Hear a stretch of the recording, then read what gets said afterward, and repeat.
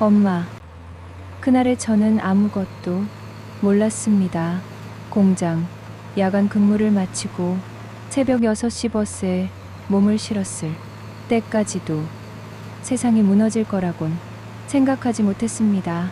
휴대폰을 꺼내 확인한 부재 중 전화 7통. 모두 엄마였습니다. 왜 이렇게 많이 걸었지? 가슴 한쪽이 무너지는 느낌이 들었습니다. 뭔가 잘못됐다는 본능적인 예감에 손잡이를 잡은 손에 힘이 들어갔고요. 돌이켜보면 3달 전까지 저희 가족은 가난했지만 행복했습니다. 언니, 오늘 급식 짜장면이었어. 학교에서 돌아온 동생 민준이가 신나서 떠들었습니다. 12살, 개구쟁이. 같은 웃음이 집안을 밝혔죠. 엄마는 부엌에서 저녁을 준비하며 웃고 계셨고요. 지우야, 오늘은 일찍 왔네? 응, 오늘 반차야. 저는 공장에서 일했습니다. 고등학교를 자퇴하고 3년째 한 달에 180만 원을 벌어집에 갖다 드렸습니다. 아빠가 돌아가신 뒤로 저희 셋은 이 낡은 달 동네 집에서 그렇게 버텨왔습니다. 엄마, 나 배고파. 알았어. 금방 차려줄게. 지우야, 너도 손 씻고 와. 그날 저녁 저희는 김치찌개를 끓여 먹었습니다.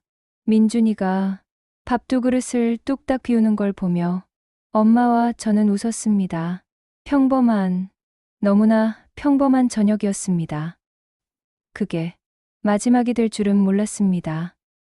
2달 전 동네에 공고문이 붙었습니다.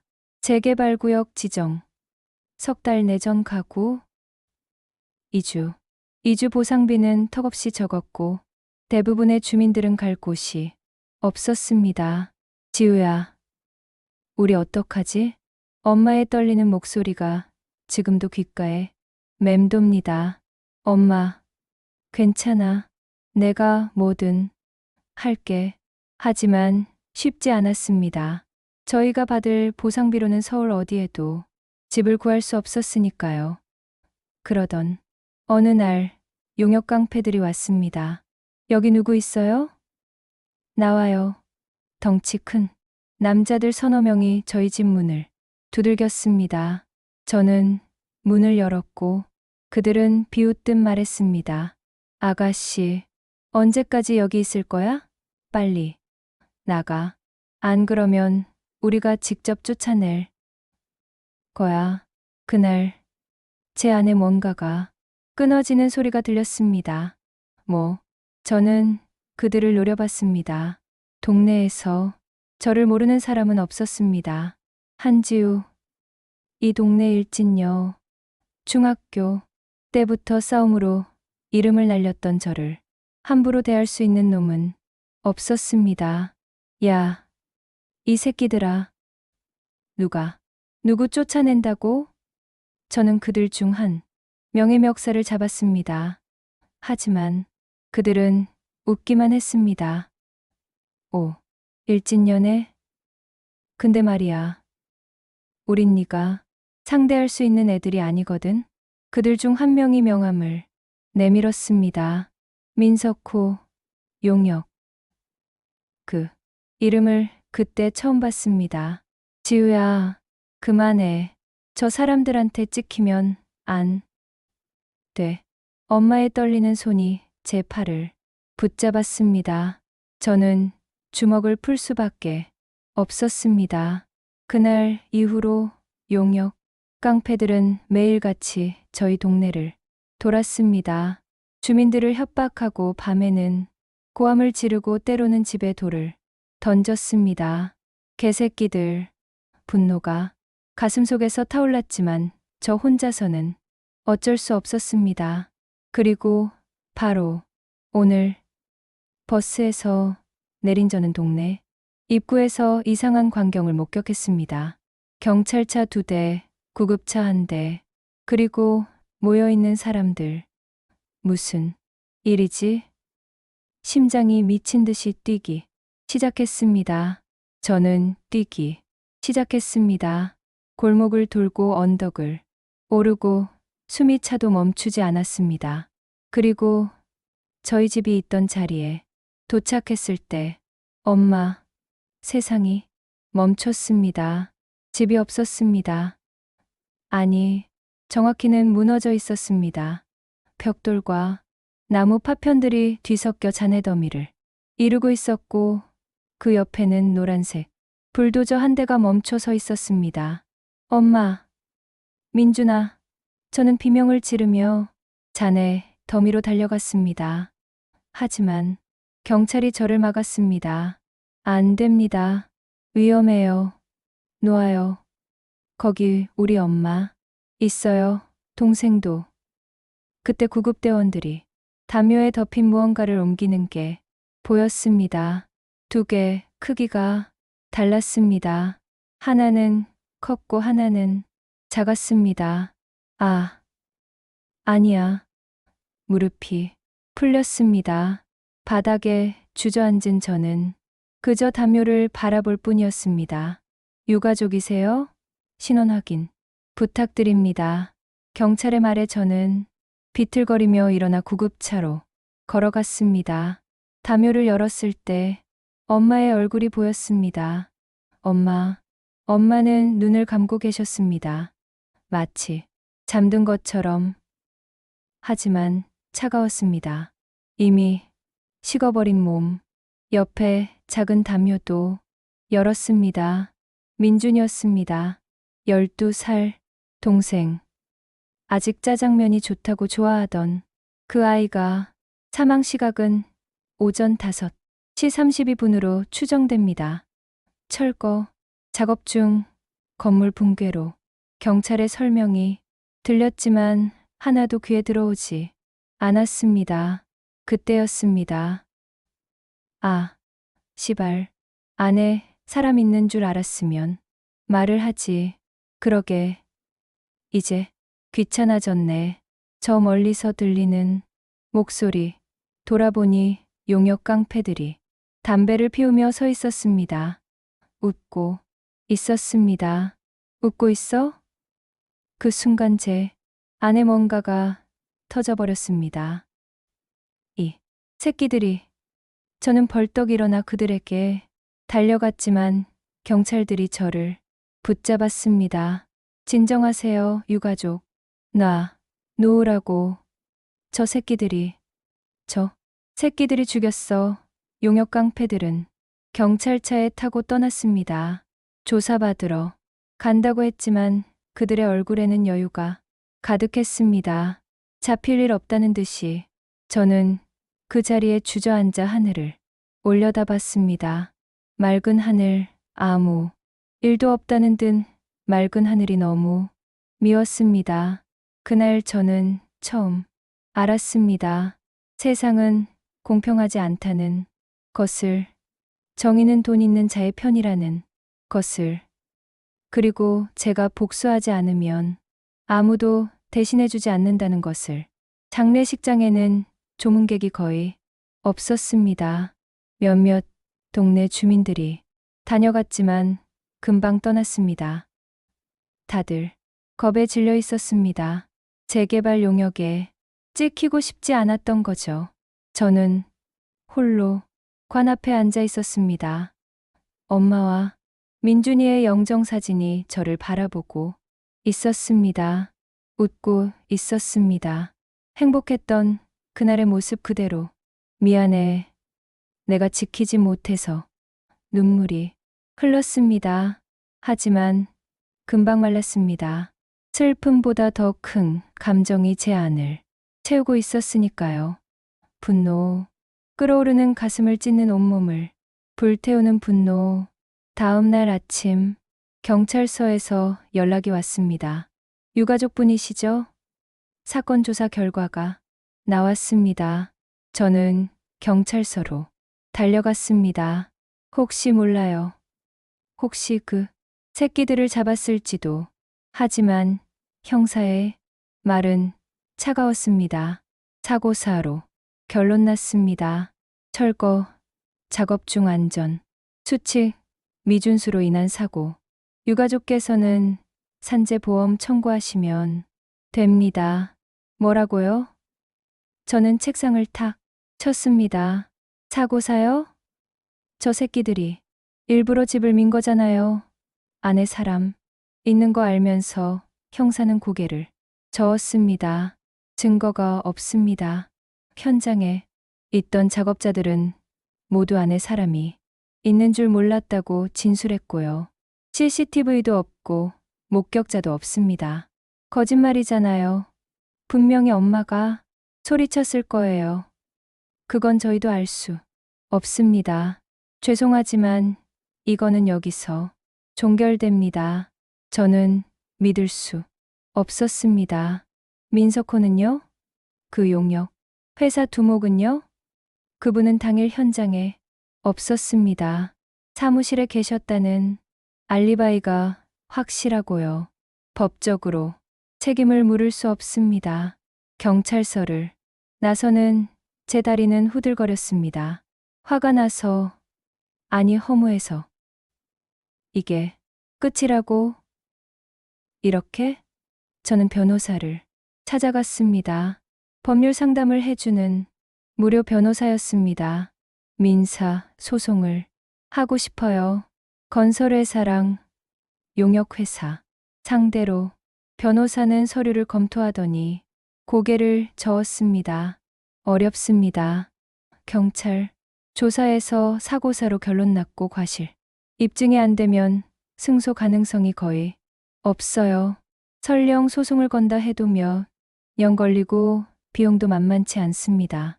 그럼 저는 어떡해요? 그냥 이대로 살라고요? 변호사는 안타까운 표정을 지었지만 할 수 있는 말이 없었습니다. 죄송합니다. 현실이 그렇습니다. 거리를 걷는데 모든 게 낯설었습니다. 사람들은 웃고 있었고, 차들은 달리고 있었고, 세상은 아무 일도 없다는 듯 돌아가고 있었습니다. 우리 엄마와 민준이가 죽었는데 세상은 너무 평온했습니다. 그날 밤 저는 술을 샀습니다. 소주 4병. 고시원 방에 들어와 혼자 마셨습니다. 1병, 2병, 3병. 취기가 올라오면서 엄마와 민준이의 얼굴이 선명해졌습니다. 엄마, 미안해. 지우가 무능해서. 민준아, 형아가 지켜주지 못해서. 4번째 병을 들었을 때 문득 거울에 비친 제 모습이 보였습니다. 이게 뭐야? 초라했습니다. 울고불고 술이나 처먹고 있는 20살 여자애. 한때 동네에서 일진녀라고 불리던 한지우가 이렇게 무너져 있었습니다. 그때 왼팔이 욱신거렸습니다. 3달 전 새긴 작은 용문신. 당시에는 멋으로 새겼던 그 문신이 마치 살아 움직이는 것 같았습니다. 그래, 용이었지. 저는 천천히 일어나 거울 앞에 섰습니다. 술에 취한 눈으로 제 얼굴을 바라봤습니다. 한지우, 너 언제까지 이럴 거야? 경찰도 안 도와줘. 변호사도 안 도와줘. 법도 안 도와줘. 그럼 방법은 하나뿐이잖아. 직접 하는 거지. 새벽 2시. 저는 다시 그 문신샵을 찾아갔습니다. 왼팔 전체에 용문신 해주세요. 크게 살아있는 것처럼. 문신사는 놀란 표정을 지었습니다. 아가씨, 이거 지우기 힘들어요. 나중에 후회할 수도. 후회하네요. 해주세요. 5시간이 걸렸습니다. 바늘이 살을 파고들 때마다 아팠지만 참았습니다. 이 고통은 아무것도 아니었습니다. 완성된 용문신을 봤을 때 저는 웃었습니다. 왼팔 전체를 휘감은 검은 용. 입을 벌리고 하늘을 향해 포효하는 모습. 이제 시작이다. 장례식장으로 돌아온 전은관 앞에 무릎을 꿇었습니다. 엄마, 민준아, 조금만 기다려. 내가 반드시 복수할게. 용은 깨어났습니다. 며칠 뒤 장례를 치렀습니다. 간소하게 화장한 유고를 봉안당에 모신 뒤 저는 고시원으로 돌아왔습니다. 책상 위에 공책을 펼쳤습니다. 그리고 적기 시작했습니다. 민석호, 용역 조직, 두목, 50대 후반 추정, 사무실, 위치 확인 필요, 박철민, 불도저, 기사, 50대 초반, 술을 좋아함, 자주 가는 술집 파악 필요, 장현우, 건설회사 전무, 50대 중반, 재개발 사업 총책임자, 3명, 이 새끼들만 잡으면 됩니다. 저는 공장 일을 그만뒀습니다. 대신 건설 현장 일용직으로 들어갔습니다. 중장비 다루는 법을 배워야 했으니까요. 특히 불도저 아저씨 저것 좀 가르쳐 주세요. 현장 기사 아저씨는 의아했지만 결국 가르쳐 줬습니다. 이거 왜 배우려고? 여자가 이런 거 할 일 없는데 그냥 배우고 싶어서요. 한 달 동안 저는 불도저 운전을 익혔습니다. 시동 거는 법, 조작하는 법, 방향 트는 법. 밤에는 민석호를 미행했습니다. 놈은 강남에 사무실이 있었습니다. 고급 외제차를 타고 다녔고 매일 밤 술집에 갔습니다. 여자들을 끼고 웃고 떠들었습니다. 우리 엄마와 민준이를 죽인 지 겨우 2달밖에 안 됐는데 저렇게 웃고 있었습니다. 기다려, 민석호. 곧 내 차례야. 어느 날 밤 술집에서 나오는 박철민을 봤습니다. 비틀거리며 걷는 놈의 뒤를 따라갔습니다. 놈은 골목 구석에서 토했습니다. 지저분한 모습이었습니다. 저 새끼가 우리 엄마와 민준이를 주먹에 힘이 들어갔습니다. 당장 달려가서 때려 죽이고 싶었습니다. 하지만 참았습니다. 아직 때가 아니야. 제대로 준비해야 해. 2달이 흘렀습니다. 저는 모든 걸 파악했습니다. 민석호의 동선, 박철민의 습관, 장현우의 일정, 그리고 결정적으로 사무실의 구조와 불도저가 있는 공사장의 위치까지 공책은 빼곡히 채워졌습니다. 이제 실행만 남았습니다. 어느 날 밤 한강변에 섰습니다. 강물을 바라보며 생각했습니다. 내가 이걸 하면 저도 끝이야. 감옥에 가거나 죽거나. 하지만 상관없었습니다. 엄마와 민준이 없는 세상에서 저 혼자 행복하게 살 수는 없었으니까요. 왼팔에 용 문신을 쓰다듬었습니다. 가자. 이제 시작이다. 그날 이후 저는 매일 밤 민석호 용역 사무실 앞을 지켰습니다. 관찰하고 기록하고 계획을 세웠습니다. 놈들의 패턴을 완벽하게 외울 때까지. 민석호는 매일 저녁 8시쯤 사무실을 나섰습니다. 조직원들은 대부분 10시 이후에 퇴근했고요. 건물 경비는 밤 11시에 교대했습니다. 빈틈은 있었습니다. 하지만 제가 필요한 건 빈틈이 아니었습니다. 증거였습니다. 민석호를 그냥 죽이면 그걸로 끝이었습니다. 저는 감옥에 가고 놈은 피해자가 되는 거죠. 그건 복수가 아니었습니다. 저는 놈이 무너지는 걸 보고 싶었습니다. 모든 걸 잃고 바닥에 기는 모습을, 증거를 찾아야 해. 그날의 증거를. 어느 날 밤 편의점에서 컵라면을 먹고 있는데 누군가 옆에 앉았습니다. 한지우 씨, 맞죠? 깜짝 놀라 돌아봤습니다.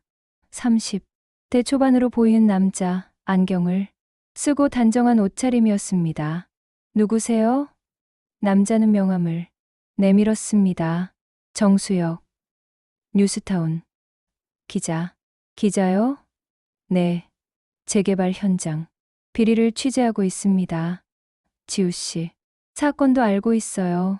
저는 경계심을 늦추지 않았습니다. 그래서요? 기사 쓰려고 저 찾아온 거예요? 아니요. 정수혁은 조심스럽게 말을 이었습니다.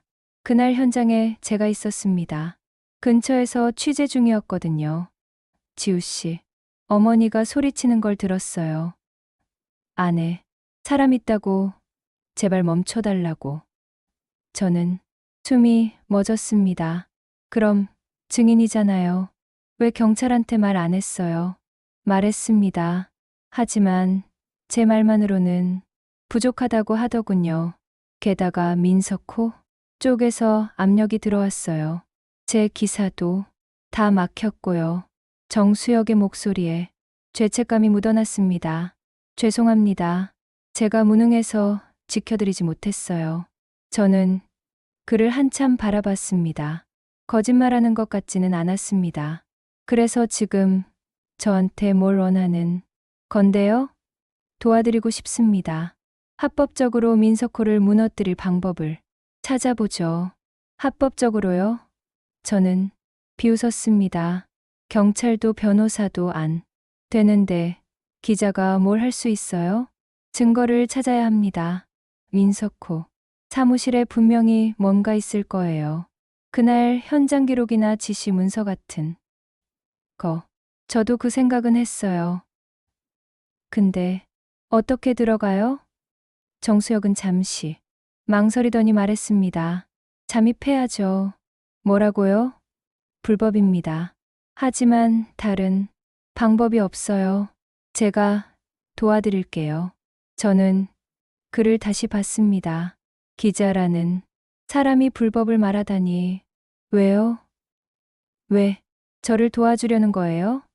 정수혁은 고개를 숙였습니다. 그날 제가 막았어야 했습니다. 기자로서, 아니, 사람으로서.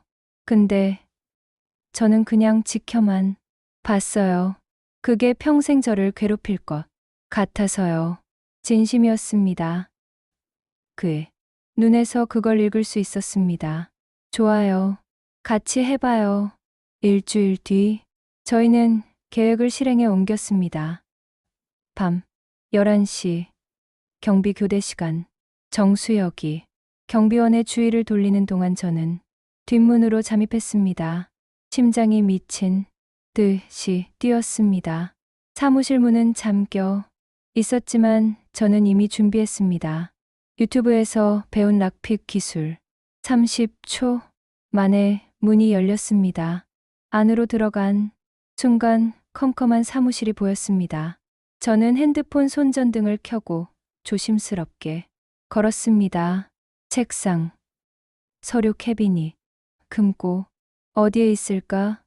서류를 뒤지기 시작했습니다. 계약서, 견적서, 각종 문서들. 하지만 제가 찾는 건 없었습니다. 이어폰으로 정수혁의 목소리가 들렸습니다. 지우 씨, 서두르세요. 경비가 의심하기 시작해요. 알았어요. 저는 더 빨리 움직였습니다. 그때 책상 서랍 깊숙한 곳에서 USB 하나를 발견했습니다. 이게 뭐지? USB를 주머니에 넣는 순간 복도에서 발소리가 들렸습니다. 누구야?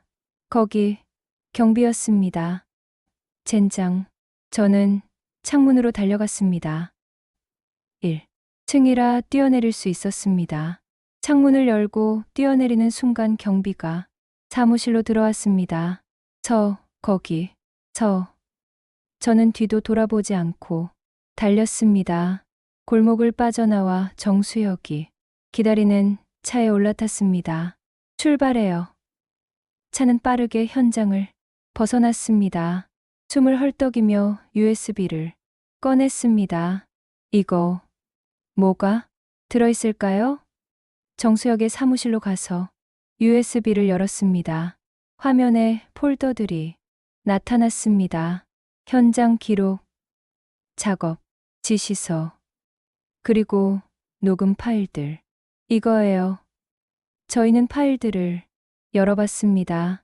그날의 현장 사진, 작업 지시서, 그리고 결정적으로 민석호와 박철민의 통화 녹음. 안에 사람 있어도 밀어. 시간 없어. 하지만 사람이 있으면 그딴 거 신경 쓰지 말고 일이나 해. 돈은 내가 더 줄게. 찾았다. 저는 주먹을 불끈 쥐었습니다. 이걸로 고소할 수 있어요? 정수혁은 고개를 끄덕였습니다. 충분합니다. 이건 명백한 살인 교사예요. 좋아요. 그럼 경찰에. 그 순간 사무실 문이 벌컥 열렸습니다. 민석호였습니다. 그리고 조직원 5명. 어머, 우리 지우가 여기 왜 왔어? 저는 얼어붙었습니다. 민석호는 천천히 다가오며 비웃었습니다. CCTV 확인했더니 내가 우리 사무실 털었더라. 뭘 가져갔는지 다 알아. 정수혁이 앞을 막아섰습니다. 경찰 부를 거예요. 부르든가. 민석호가 손짓하자 조직원들이 저희를 둘러쌌습니다. 이 새끼들아. 저는 주먹을 날렸습니다. 한 명의 턱을 가격했고 놈은 비틀거렸습니다. 하지만 5명은 너무 많았습니다. 정수혁에게 소리쳤습니다. USB 가지고 도망쳐요. 뭐? 빨리요. 정수혁은 망설였지만 결국 USB를 쥐고 문으로 달렸습니다. 조직원 하나가 막았지만 저는 의자를 집어던져 길을 열어줬습니다. 정수혁은 빠져나갔습니다. 인연 봐라. 민석호의 주먹이 제 뺨을 가격했습니다. 바닥에 쓰러진 저를 조직원들이 짓밟기 시작했습니다. 아프지 않았습니다. 아니, 아팠지만 참을 수 있었습니다. 정수혁은 도망쳤고 증거는 안전합니다. 이제 기사가 나갈 겁니다. 민석호, 넌 끝이야. 그 생각에 저는 웃었습니다. 피를 토하면서도 눈을 떴을 때 천장이 보였습니다. 하얀 천장, 소독약 냄새, 삐소리를 내는 기계음, 병원이었습니다. 몸을 움직이려 했지만 온몸이 비명을 질렀습니다. 갈비뼈가 부러졌고 얼굴은 퉁퉁 부어 있었습니다. 지우 씨, 깨어났어요? 정수혁이었습니다. 의자에 앉아 있다가 벌떡 일어났습니다. USB는요? 목소리가 쉬어 있었습니다. 안전해요. 제가 가지고 있어요. 다행이다. 저는 안도의 한숨을 쉬었습니다. 기사는요? 썼어요? 정수혁의 얼굴이 어두워졌습니다. 썼습니다. 특종이었어요. 민석호의 불법 철거, 살인 교사, 모든 증거를 담아서. 그럼 됐네요. 이제 민석호는. 하지만 게재되지 않았습니다. 뭐라고요? 정수혁은 고개를 숙였습니다. 상부에서 막았어요. 기사 올리기 직전에 사장한테 전화가 왔대요. 장현우, 그 건설회사 전무한테서. 장현우가요? 네. 광고 끊겠다고 협박했답니다. 우리 회사 광고 수입의 30%가 그쪽 계열사에서 나오거든요. 그래서요? 기사는 삭제됐습니다. 제 기자증도 압수당했고요. 정직 3개월. 저는 믿을 수가 없었습니다. 그럼 증거가 있어도 소용없다는 거예요? 죄송합니다. 정수혁의 목소리가 떨렸습니다. 제가 무능해서, 제가 힘이 없어서. 저는 천장을 바라봤습니다. 눈물이 흘렀습니다. 결국 돈이 이기는 거네요. 결국 권력이 정의보다 센 거네요. 며칠 뒤 더 끔찍한 소식이 들려왔습니다. 민석호가 저를 고소했다는 겁니다. 무단 침입, 절도, 폭행, 3가지 혐의였습니다. 정수혁이 병실로 찾아와 말했습니다. 경찰이 조만간 올 거예요. 조사받으러 나가셔야 해요. 제가 피해자인데 오히려 제가 조사를 받는다고요? 민석호 쪽 변호사가 움직였어요. 대형 로펌이더군요. 저는 웃었습니다. 웃음이 나왔습니다. 세상이 이렇게 더러운 줄 몰랐어요. 퇴원한 다음 날 경찰서에 출두했습니다. 형사는 차갑게 물었습니다. 한지우 씨, 9월 15일 밤 민석호 용역 사무실에 무단 침입한 사실을 인정합니까? 인정합니다. 하지만 저는 증거를 찾으려 변명은 법정에서 하세요. 절도 혐의는요? USB 하나 가져간 것뿐이에요. 거기 저희 엄마 죽인 증거물은 어디 있습니까? 정수혁 씨가 가지고 있어요. 형사는 기록했습니다. 조사는 1시간 넘게 이어졌습니다. 저는 모든 걸 설명했지만 형사는 들으려 하지 않았습니다. 나가보니 정수혁이 기다리고 있었습니다. 어떻게 됐어요? 최악이에요. 우리는 근처 카페로 갔습니다. 저는 커피를 마시며 말했습니다. 끝났어요. 제가 범죄자가 됐어요. 민석호는 피해자고요. 아직 끝난 게 아니에요. 정수혁은 USB를 꺼냈습니다. 이건 제가 절대 안 넘겨줄 거예요. 언론사가 안 되면 다른 방법을 찾아야죠. 무슨 방법이요? SNS요. 직접 공개하는 겁니다. 하지만 그것도 지워질 거예요. 장현우가 또 막을 거고. 정수혁은 고개를 저었습니다. 한번 퍼지기 시작하면 못 막아요. 저한테 연락할 수 있는 기자들이 있어요. 독립언론, 유튜버들. 이들은 광고 압력 같은 거 안 받거든요. 희망이 보이는 것 같았습니다. 그럼 빨리 해요. 하지만 시간이 필요해요. 네트워크 구축하고 동시 다발적으로 퍼뜨려야 막을 수 없으니까. 얼마나요? 1달 정도요. 1달. 저는 한숨을 쉬었습니다. 알겠어요. 기다릴게요. 그날 밤 고시원으로 돌아왔습니다. 방에 들어서는 순간 모든 게 무너져 내렸습니다. 바닥에 주저앉아 울었습니다. 소리내서 목이 터져라. 엄마, 저 아무것도 못 하겠어요. 저 너무 약해요. 민준아, 미안해. 언니가 복수도 못해. 핸드폰이 울렸습니다. 모르는 번호였습니다. 받았습니다. 한지우 씨? 누구세요? 나야, 민석호. 온몸에 소름이 돋았습니다. 뭐 하는 짓이에요? 왜 전화를 경고하려고? 더 이상 나한테 덤비지 마. 안 그러면 너 인생 완전히 끝장낸다. 이미 끝났어요. 당신이 끝장냈잖아요. 민석호가 비웃었습니다.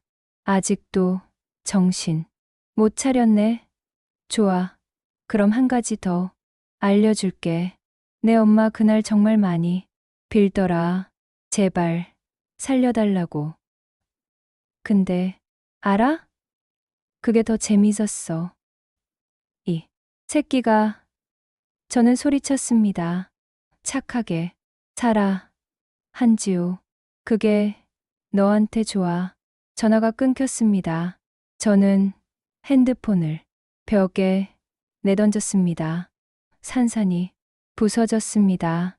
그날 밤 저는 한강으로 갔습니다. 난간에 서서 아래를 내려다봤습니다. 검은 강물이 흐르고 있었습니다. 뛰어내리면 편할까? 모든 게 끝날까? 한 발을 내디뎠습니다. 그때였습니다. 지우 씨, 뒤에서 누군가 저를 붙잡았습니다. 정수혁이었습니다. 왜 여기 있어요? 나요. 안 돼요. 이러면 안 돼요. 나달라고요. 저 못 살겠어요. 저는 울부짖었습니다. 정수혁은 저를 꽉 껴안았습니다. 미안해요. 미안해요. 제가 지켜드릴게요.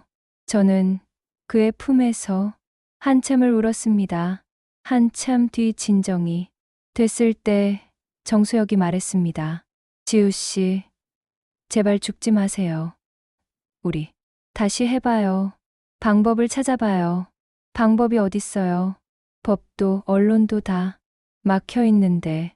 그럼 법 말고 다른 방법이요. 다른 방법이요? 정수혁은 진지한 얼굴로 말했습니다.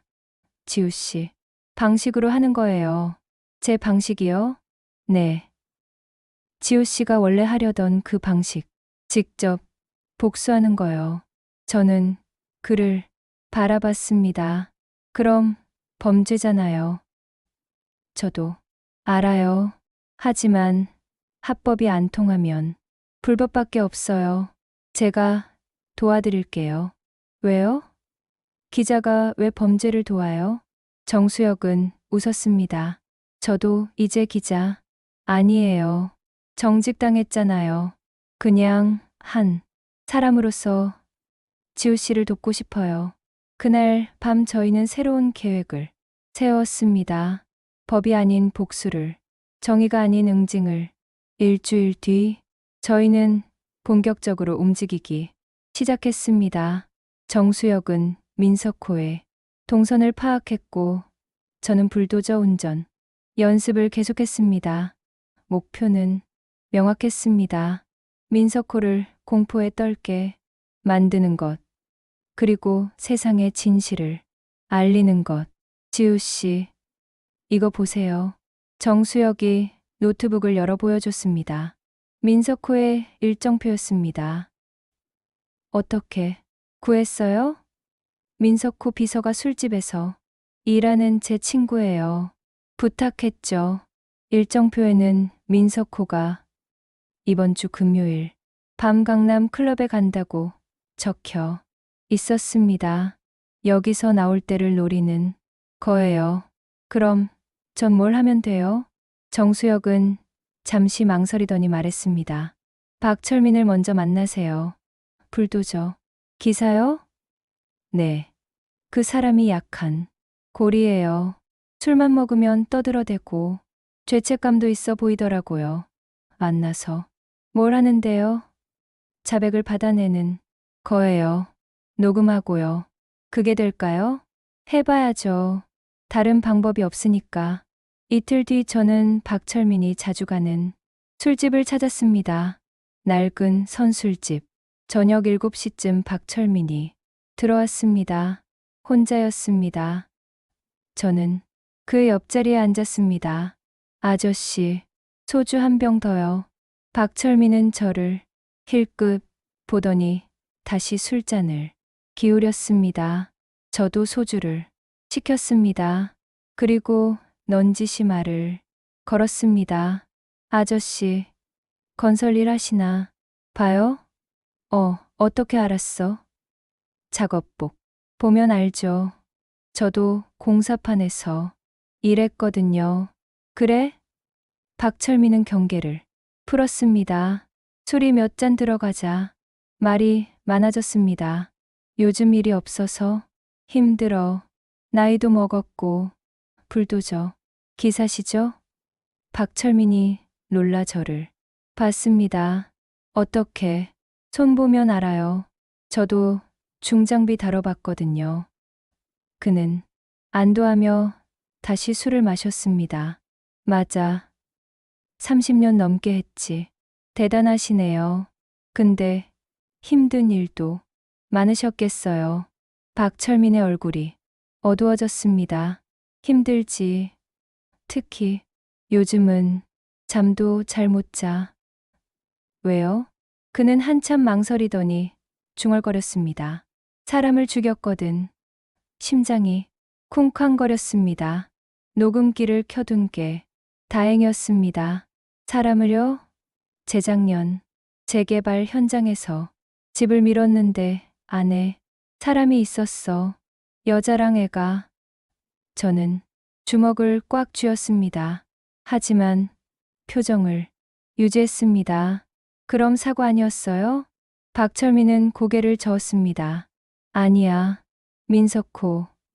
그 새끼가 알면서 밀라고 했어. 안에 사람 있는 거 알면서도. 왜요? 시간이 없었대. 그날 안에 철거 끝내야 한다고. 내가 안 하겠다고 했더니 돈을 더 준다고 하더라고. 그래서 하신 거예요? 박철민은 술을 들이켰습니다.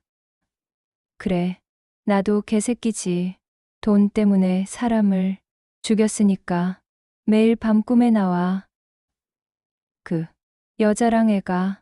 저는 더 이상 참을 수 없었습니다. 그게 제 엄마랑 동생이었어요. 뭐?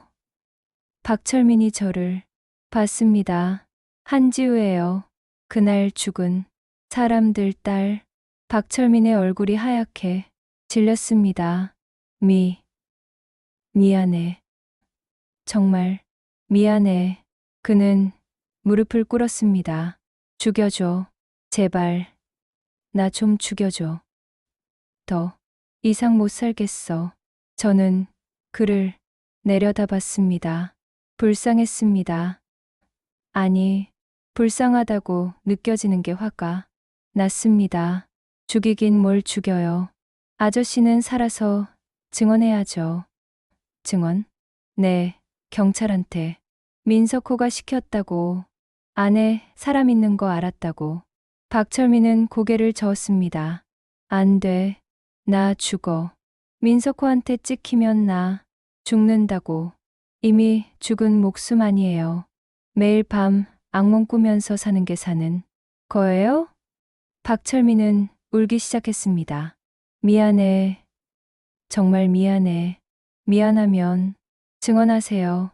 그게 유일하게 속죄하는 방법이에요.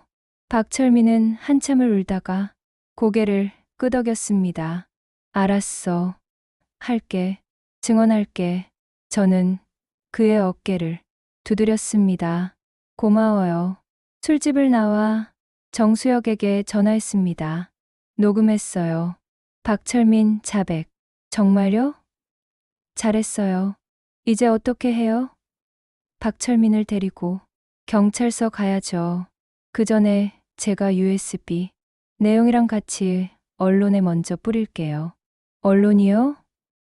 네. 이번엔 못 막아요. 동시에 10군데 이상 보낼 거거든요. 며칠 뒤 모든 게 터졌습니다. 정수혁이 독립언론 5곳과 유튜버 6명에게 동시에 자료를 보냈습니다. USB 내용, 박철민, 녹취록, 그리고 그날 현장 사진까지. 기사가 쏟아져 나왔습니다. 재개발, 현장 살인 은폐, 민석호, 용역의 만행, 건설사 유착 의혹. 댓글이 폭발했습니다. 이게 나라냐, 법은 어디 갔냐, 민석호 구속하라. 여론이 들끓었습니다. 검찰이 움직이기 시작했습니다. 민석호 사무실에 압수수색이 들어갔고 박철민이 정식으로 고소했습니다. 하지만 민석호는 빠져나가려 했습니다. 제가 몰랐던 일입니다. 현장 책임자가 독단적으로 한 거예요. 기자회견에서 민석호가 말했습니다. 거짓말이었습니다. 증거가 있는데도 뻔뻔하게 거짓말을 했습니다. 그날 밤 저는 결심했습니다. 법으로 안 되면 제 방식대로 정수혁에게 전화했습니다. 불도저 어디 있어요? 지우 씨, 뭐 하려고? 말해줘요. 정수혁은 한숨을 쉬었습니다. 의구, 공사장. 하지만 지우 씨, 그러면 안 돼요. 저는 전화를 끊었습니다. 새벽 4시. 저는 공사장에 잠입했습니다. 불도저가 보였습니다. 노란색, 거대한 살인 병기, 엄마와 민준이를 죽인 바로 그 불도저. 저는 올라탔습니다.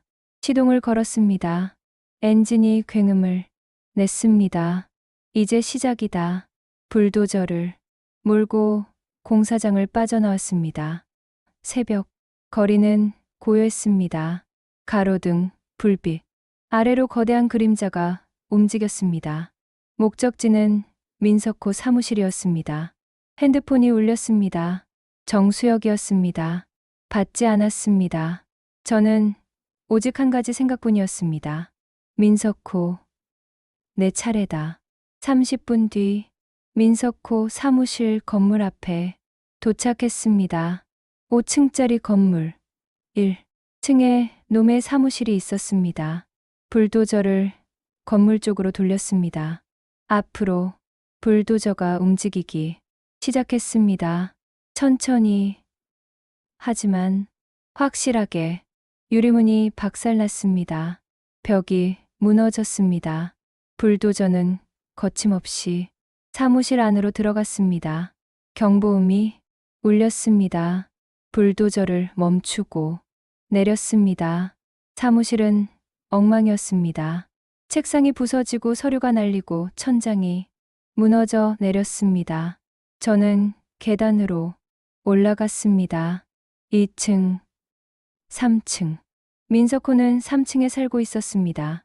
문을 발로 찼습니다. 민석호, 안에서 비명소리가 들렸습니다. 누구야? 나야, 한지우. 문이 열렸습니다. 잠옷 차림의 민석호가 보였습니다. 얼굴이 하얗게 질려 있었습니다. 너 미쳤어? 저는 그의 멱살을 잡았습니다. 기억나? 2년 전 우리 엄마랑 동생 죽인 거? 그건 불도저로 집을 밀었잖아.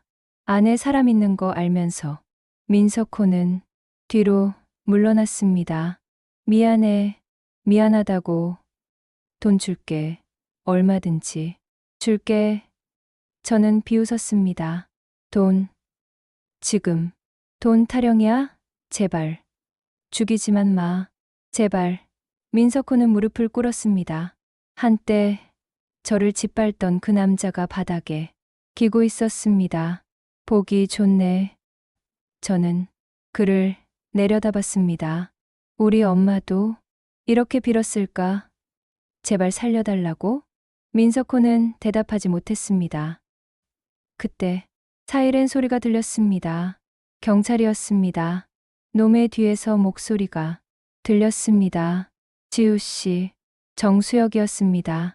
숨을 헐떡이며 계단을 올라왔습니다. 제발 그만해요. 이러면 당신만 범죄자 돼요. 이미 범죄자예요. 아니에요. 아직 아무도 안 다쳤잖아요. 정수혁이 제 팔을 잡았습니다. 박철민, 증언으로 재수사 들어갔어요. 검찰에서 민석호 구속 영장 청구했다고요. 저는 그를 봤습니다. 정말요? 네, 뉴스 봤어요. 여론이 들끓어서 못 빠져나가요. 그 순간 경찰들이 올라왔습니다. 손들어. 꿈쩍 마. 저는 천천히 손을 들었습니다. 민석호는 바닥에 주저앉아 울고 있었습니다. 경찰이 저에게 수갑을 채웠습니다. 한지우 씨, 건조물 침입과 기물 파손으로 체포합니다. 알겠습니다. 저는 순순히 따라갔습니다. 경찰차에 태워지는 순간 민석호를 봤습니다.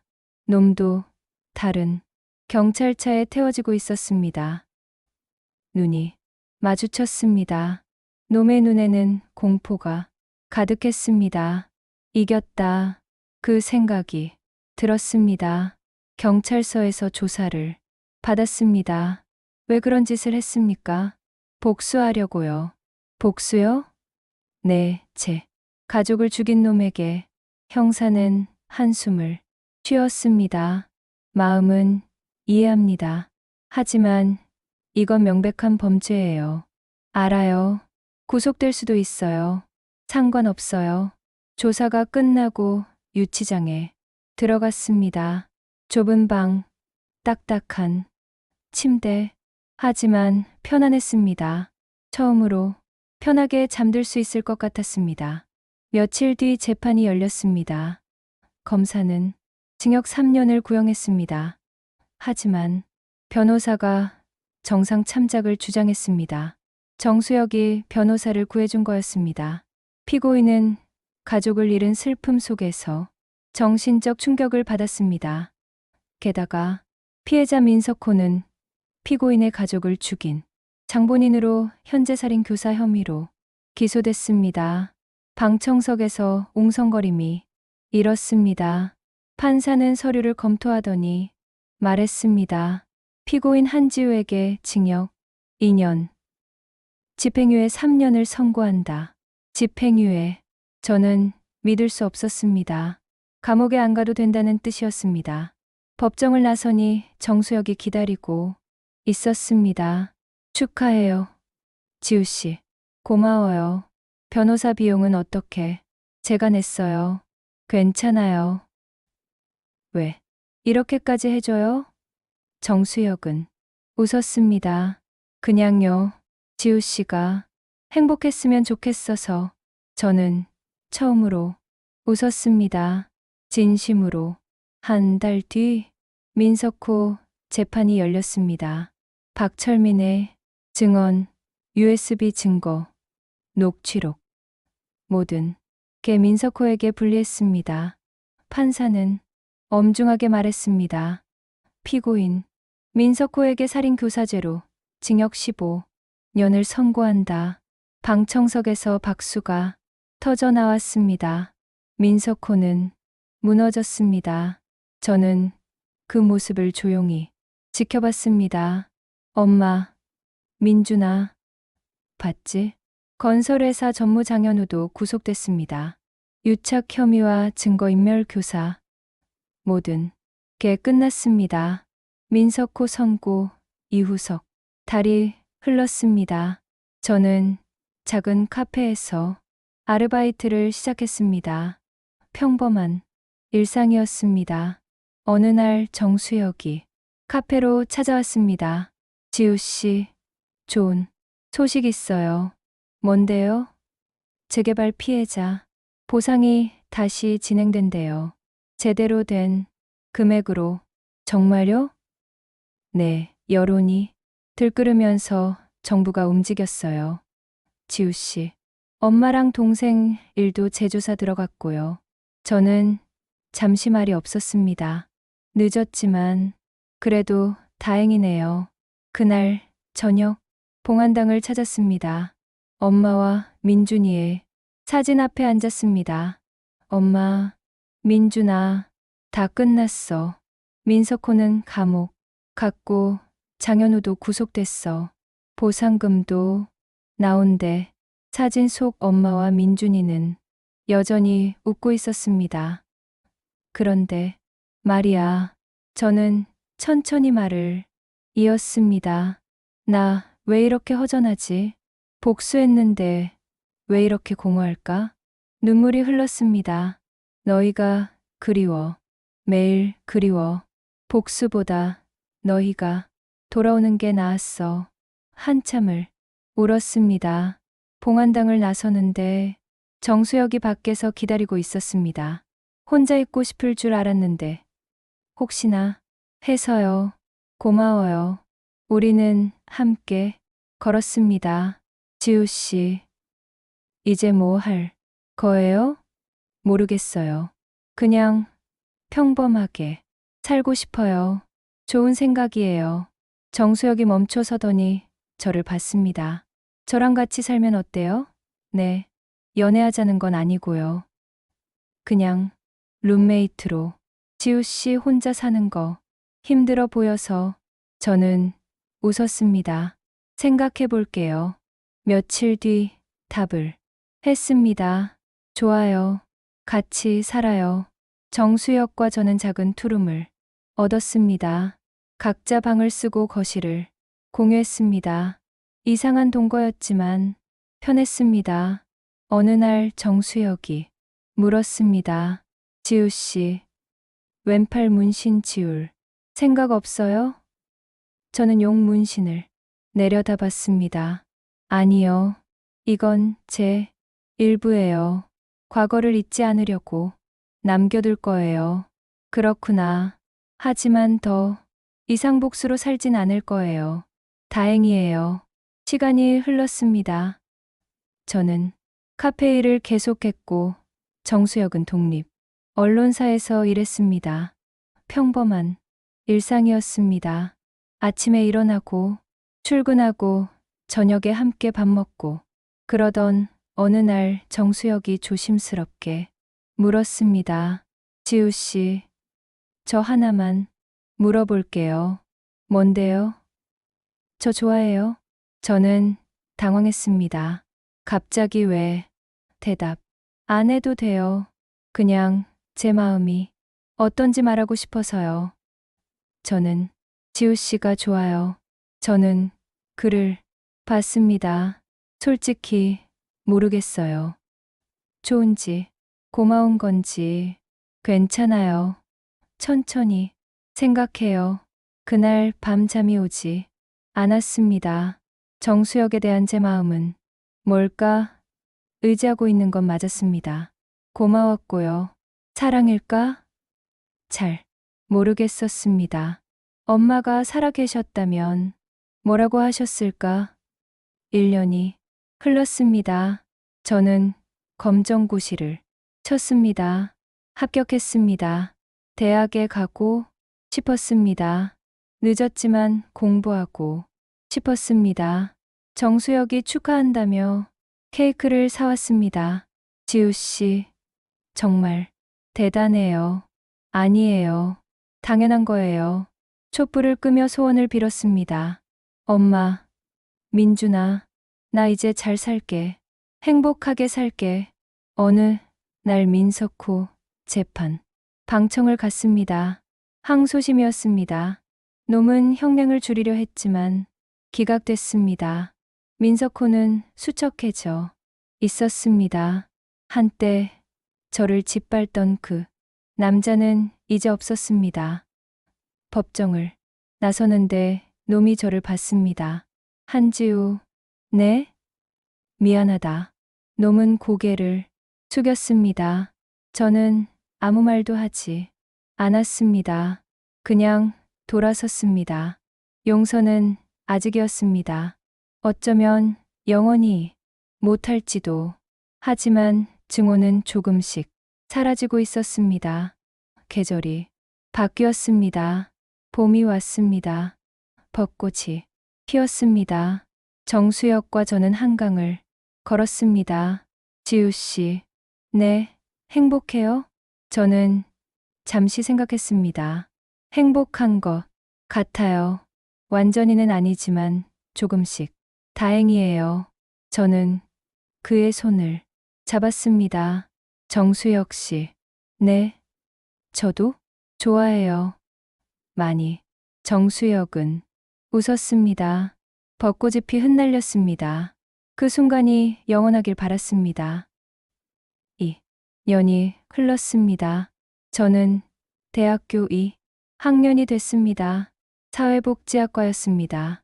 약한 사람들을 돕고 싶었습니다. 예전의 저처럼 억울한 사람들을. 정수혁과는 결혼은 하지 않았지만 계속 함께 살았습니다. 편한 관계였습니다. 어느 봄날 저는 엄마와 민준이 묘소를 찾았습니다. 봉안당에서 작은 공원묘지로 옮겼습니다. 햇살이 잘 드는 곳이었습니다. 엄마, 민준아, 나 왔어. 꽃을 놓고 앉았습니다. 요즘 어때요? 저는 잘 지내요. 학교도 다니고 정수혁이랑도 잘 지내고. 바람이 불었습니다. 따뜻한 봄바람이었습니다. 가끔 생각해요. 만약 그날이 없었다면 어땠을까? 우리 셋이 여전히 그 집에서 살고 있었다면 눈물이 흘렀습니다. 하지만 이제 울지는 않아요. 슬프긴 하지만 견딜 수 있어요. 한참을 앉아 있었습니다. 저 이제 살아볼게요. 행복하게. 그게 엄마랑 민준이가 원하는 거잖아요. 묘소를 나서는데 문자가 왔습니다. 정수혁이었습니다. 저녁 뭐 먹을까요? 오늘 제가 요리할게요. 저는 웃으며 답장했습니다. 좋아요. 김치찌개 먹고 싶어요. 김치찌개. 마지막으로 엄마랑 같이 먹었던 그 음식. 이제는 슬프지 않게 먹을 수 있을 것 같았습니다. 집으로 돌아왔습니다. 정수혁이 부엌에서 요리하고 있었습니다. 왔어요? 거의 다 됐어요. 저는 식탁을 차렸습니다.